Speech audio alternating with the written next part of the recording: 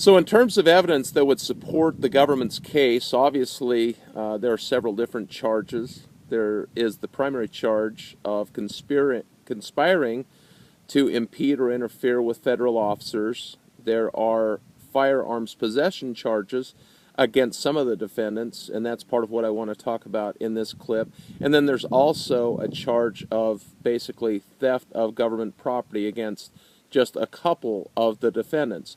But if we focus on a couple of things, first of all, the conspiracy charge, what the government is alleging is that these defendants conspired to impede or interfere with federal officers using either threats, force, or intimidation. And of course, during the course of the evidence that they did present, they weren't able to present any evidence that there were any actual threats against federal employees or officers or anyone for that matter. There were no threats. That was the evidence that came in from all the witnesses.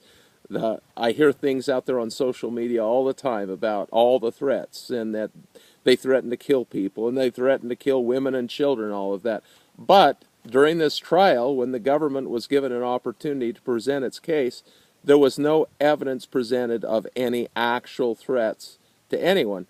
So then we shift to the next component, which is force. Was there any actual force? Did they come in and take the refuge by force? Well, under the circumstances, the refuge was vacant. Only some of the buildings were locked.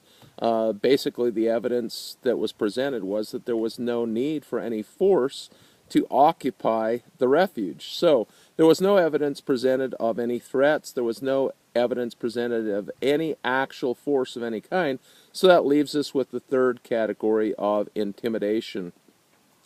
And so certainly that is one of the points that the government is trying to make with all the firearms, along with statements that these firearms intimidated people. And there's no question that that argument can be made. As I've talked about in other video clips and in some of the written commentary that I've done, it appears that the government officers in question who were making the decisions were intimidated long before any firearms were really an issue. They made the decisions to close the refuge and the BLM office before they even knew that there was going to be any kind of an occupation.